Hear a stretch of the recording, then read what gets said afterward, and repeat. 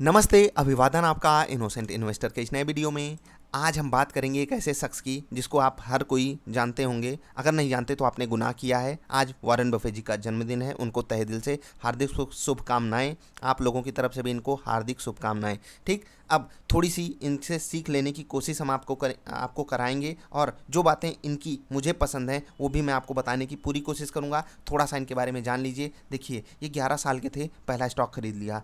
हम और आप, हमारे आसपास जो भी परिवार में बच्चे होते हैं या हमारे घर में, आपके घर में जो बच्चे होंगे, 11 साल में क्या करते हैं? मतलब आप एक बार सोच के देखिए 11 साल में वो क्या करते हैं। और ये क्या कर रहे थे? स्टॉक खरीद लिया अपना पहला। ठीक है, यहाँ पर आप पढ़ पा रहे होंगे, Buffett bought his first stock in 1941 at the age of 11। सोच कर देखिए, 13 साल के थे, इनकम टैक्स भर दिया।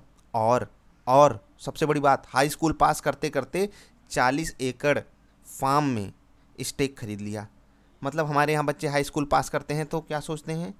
आप लोग भी एक बार सोच के देखा कीजिए। तो होते हैं कुछ इंसान सच में यूनिक होते हैं। हम और आप भी ऐसा नहीं किए हैं, इसीलिए थोड़ा सा लेट हो गए हम लोग। खैर, जितना भी लेट हो जाए, इन्हीं की एक बात है कि इंसान किससे बूढ़ा नहीं होता? इंसान शरीर से नहीं, मन से बूढ़ा हो जाता है। तो मन से आपको बूढ़ा नहीं होना है, यही बफे जी हमको सिखाते हैं। बिल्कुल आपको इस चीज़ को सीख कर आगे बढ़ना है। ठीक, अभी के हिसाब से ये दुनिया के तीसरे सबसे अमीर आदमी हैं।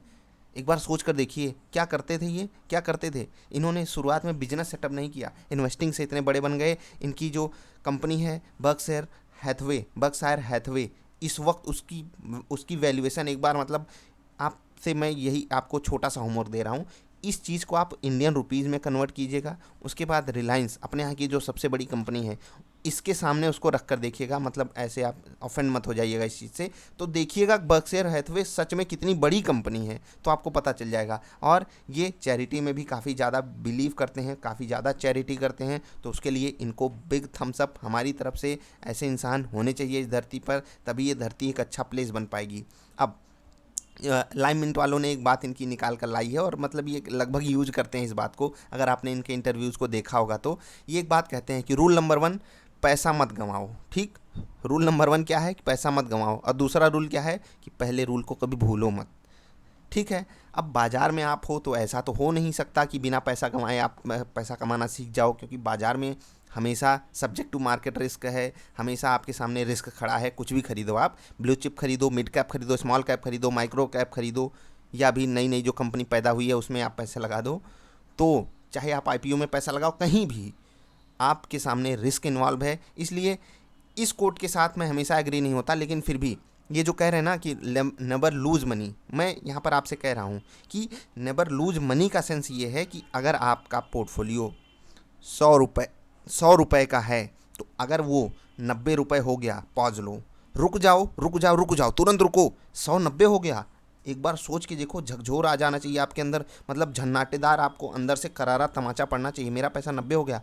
अब आप सोचिए कि 90 से 100 करने में आपको भले 100 से 90 हो जाने में आपको 10% का लॉस हुआ है, लेकिन 90 से 100 होने में आपको 10% से ज़्यादा का रिटर्न कमाना पड़ेगा। यही 80 हो गया तो आपको बहुत 20% का लॉस समझ में आएगा ना, लेकिन जब आप कमाने जाओगे तो आपको 25% का रिटर्न कमाना पड़ेगा। तो ऐसे ही आपको समझना है। रुक जाओ, पॉज लो, सिखाओ खुद को, सीखो, अपने आप को ट्रेन करो। तो यहाँ से आपको ये सीख लेनी है। मैं इस चीज़ को थोड़ा सा अपनी भाषा में आपको समझाने की कोशिश कर रहा हूँ। नेवर लूज मनी का सेंस ये है कि जो भी आपका टोटल कैपिटल है, ऐसा नहीं कि आप 20%, 30%, 40% जब खत्म हो जाए तब आपको होश आए, अरे यार मैं तो बहुत पैसा कमा दिया। नहीं, 5%, 10% पे ही अपने आप को रोको। यार मैं 5%, 10% कमा दिया। ठीक, तो वहाँ पर जब आप समझ जाओगे तो आप सीखने की कोशिश करोगे। और आपके लिए ज़रूरी नहीं, कुछ लोगों के लिए उनकी पोर्टफोलियो का 20% भी रिस्की नहीं लगता है। जैसे कुछ लोग 20% का रिस्क ले सकते हैं, कुछ लोग 5, कुछ लोग 10। तो अपने हिसाब से आपको अपना डिसीजन लेना है, हमेशा सीखने की कोशिश करनी है। अब 5 लेसन बता रहे हैं लाइव मिंट वाले, वो हम आपको बताने की पूरी कोशिश करेंगे। पहली चीज़, never invest in a business you can not understand. मैं ये चीज़ से बिल्कुल एग्री करता हूँ, आपको भी ये चीज़ कहूँगा।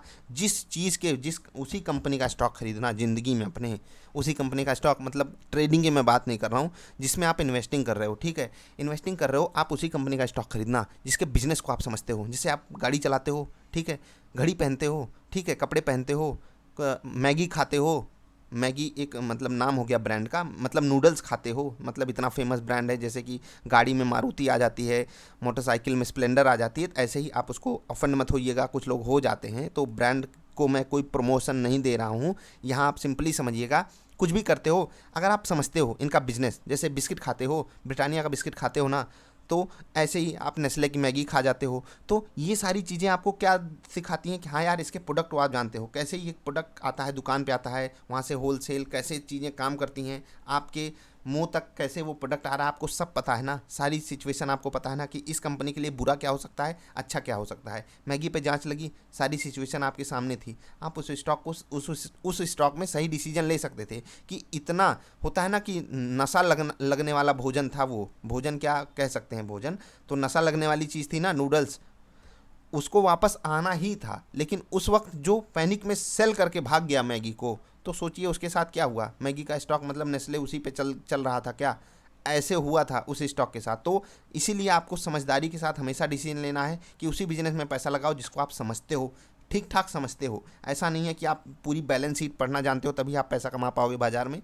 इस बाजार में कोई भी कमा सकता है, और कोई बहुत बड़ा एक्सपर्ट हो उसके सामने एक कोई नया बंदा आएगा, वो कह देगा भैया मैं पैसे कमा सकता हूँ, वो कमा भी सकता है, ऐसा नहीं है। तो यहाँ बाज़ार में हर किसी को सही और हर किसी को गलत होना पड़ता है, तो आपको बस प्रोबेबिलिटी बढ़ानी है सही ज़्यादा हो जाने की, ठीक है। अगर आप इन्वेस्टिंग नहीं कर रहे हो तो बहुत गलत कर रहे हो। आपके घर परिवार में अगर आपको थोड़ा बहुत फाइनेंस की नॉलेज है तो आसपास भी देने की कोशिश किया कीजिए, क्योंकि ये बहुत ज़रूरी है यार। अपने इंडिया में फाइनेंशियल लिटरेसी का रेट बहुत कम है, लोगों को नहीं पता होता, वो गलत स्कीम में, गलत लोगों के चंगुल में फंस जाते हैं, गलत स्कीम में पैसे लगा देते हैं। वो लोग इस बाज़ार के रिस्क से बचने के लिए अपना पूरा का पूरा पैसा फंसा कर बैठ जाते हैं, ऐसे भी लोग हैं, आपको समझाना पड़ेगा।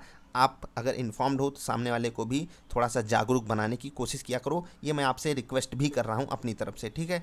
लॉन्ग टर्म प्लान पे हमेशा स्टिक करो। अगर आपने कोई स्टॉक 10 साल के लिए ख़रीदा है तो छोटी मोटी चीज़ों पे एक दो रिजल्ट देखकर ही उसको बेचने की कोशिश मत करो कि ऐसा हो गया वैसा हो गया। आप थोड़ा लंबी स्टोरी के बारे में सोचते रहा करो। कोई भी स्टॉक अगर आप रिसर्च करके खरीदे हो तो उसमें आपको ध्यान देना है, ठीक है।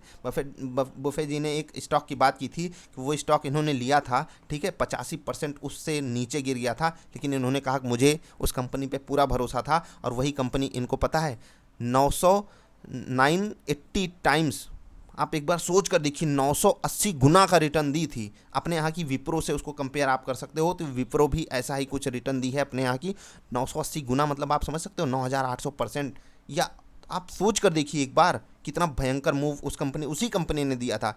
इन्होंने बताया था कि मैंने पूरी रिसर्च करके लिया था। और एक और बात ये कहते हैं क्रेडिट कार्ड डेट, ये थोड़ी सी बात मुझे इनकी समझ में नहीं आती है, ठीक है। वो कहते हैं कि क्रेडिट कार्ड नहीं यूज करना चाहिए, अलग तरीके से कहते हैं, लेकिन मैं आपसे कहता हूँ आप अपने आप को एक बजट में बांधने की कोशिश करो। जो वो कहना चाहते हैं मैं उससे थोड़ा सा अलग आपको बता रहा हूँ। अपने आप को एक बजट में बांधने की कोशिश करो कि मंथली अगर आपकी इनकम 1 लाख महीने की है तो आप उसमें से 50,000 पे बिल्कुल इन्फॉर्म डिसीजन लोगे कि मैं 50,000 रुपये कैसे खर्च कर रहा हूँ। एक एक चीज़ की वैल्यू आपके सामने होनी चाहिए। 50,000 रुपये आप अपनी फैमिली में थोड़ा सा मतलब डिस्ट्रीब्यूशन आपको, मतलब सिंपली 50,000 तो ऐसे ही खर्चा हो जाएगा अगर आप 1 लाख कमाते हो। बाकी जो 50,000 है उसमें आप इन्वेस्टिंग कितनी कर रहे हो, ठीक है, इंश्योरेंस पे कितना खर्च कर रहे हो, सारी चीज़ें आपको पता होनी चाहिए। अगर नहीं पता है तो आप बहुत गड़बड़ काम कर रहे हो। आपको आज ही इस पर डिसीजन लेना है। चाहे आपकी सैलरी 1 लाख हो, चाहे 50,000 हो, चाहे 25,000 हो, फिर भी आपको ऐसा करना है।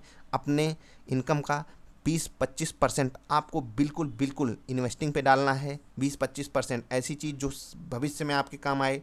10-15% इंश्योरेंस पे डालना है कि कुछ खतरा हो जाए, कुछ अनहोनी हो जाए तो आपके साथ वो चीज़ें बनी रहें। तो ऐसे जब आप करोगे ना, तब आप मतलब सच में फाइनेंशियली लिटरेट माने जाओगे।